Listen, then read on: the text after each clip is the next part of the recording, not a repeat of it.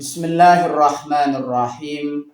Assalamualaikum warahmatullahi wabarakatuh. Bismillahirrahmanirrahim.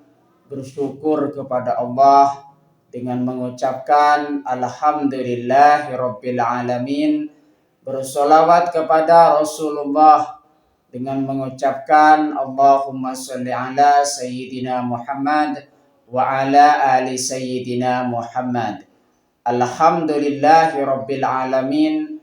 Kita masih dipertemukan kembali oleh Allah Subhanahu wa taala di dalam sosial media, dan media merupakan wadah bagi kita untuk kita bisa menjalin tali silaturahim, membangun ukhuwah Islamiyah yang semakin kuat kokoh ke depannya. Semoga hidup kita selalu diberkahi oleh Allah Subhanahu wa taala di dunia dan juga di akhirat. Amin ya rabbal alamin.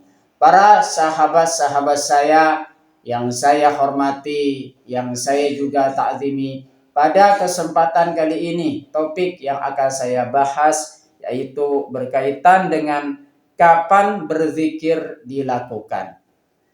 Jadi pembahasan kita pada kesempatan kali ini topiknya adalah kapan berzikir dilakukan.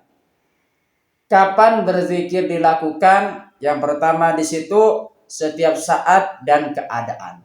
Jadi zikir itu bisa kita lakukan setiap saat dan dalam keadaan dan setiap keadaan. Salah satu contohnya di situ zikir dapat dilakukan kapan saja, baik pagi atau petang. Zikir bisa kita lakukan di waktu pagi. Zikir juga bisa kita lakukan di waktu siang. Zikir juga kita bisa lakukan di waktu sore dan juga di waktu malam. Artinya zikir itu bisa kita lakukan setiap saat dan setiap keadaan.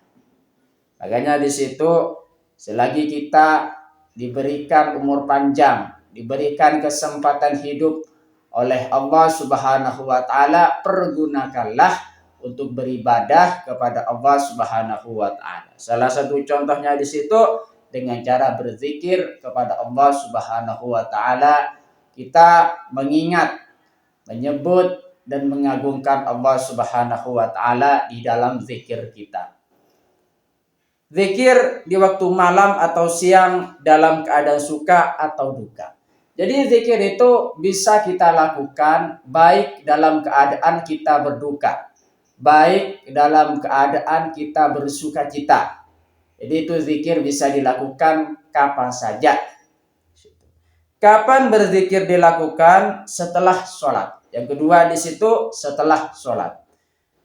Berzikir setelah sholat fardu adalah momen yang dianjurkan untuk lebih mendekatkan diri kepada Allah Subhanahu wa taala. Jadi zikir di situ kita bisa lakukan setelah habis sholat. Dan zikir itu yang kita lakukan di situ senantiasa ingin mendekatkan diri kepada Allah Subhanahu wa taala semata. Untuk beribadah supaya kita lebih dekat kepada Allah Subhanahu wa taala. Terima kasih saya sampaikan kepada kalian semua yang sudah berpartisipasi di dalam channel saya. Semoga ini menjadi perantara kita semakin dekat kepada Allah Subhanahu wa taala dan juga Rasulnya. Sebelum saya tutup, mari kita ngirim Fatihah dulu kepada baginda Rasulullah sallallahu alaihi wasallam, ila hadratin Nabil Mustafa Muhammadin sallallahu alaihi wasallam wa ala alihi wa ashabihi wa azwajihi wa dzurriyyatihi wa ahli baitihi wa liman dakhala fi baitihi ajma'in. Kullu syai'in lillahi lahumul Fatihah. A'udzu billahi minasyaitonir rajim. Bismillahirrahmanirrahim. Alhamdulillahi rabbil alamin arrahmanir rahim maliki yaumiddin. Iyyaka na'budu wa iyyaka nasta'in. Ihdinas siratal mustaqim. Siratal ladzina an'amta 'alaihim ghairil maghdubi 'alaihim waladdallin. Fatihah yang selanjutnya mari kita ngirim Fatihah kepada kedua orang tua kita semuanya, guru-guru kita semuanya, kaum muslimin, muslimat, mukminin, mukminat semoga diteguhkan Islam dan juga iman kita oleh Allah Subhanahu wa taala, dan juga kita semakin dekat kepada Allah Subhanahu wa taala dan juga Rasulnya. Amin ya rabbal alamin. Al-Fatihah. A'udzubillahi minasyaitonir rajim. Bismillahirrahmanirrahim. Alhamdulillahirabbil alamin. Arrahmanir rahim. Maliki yaumiddin. Iyyaka na'budu wa iyyaka nasta'in.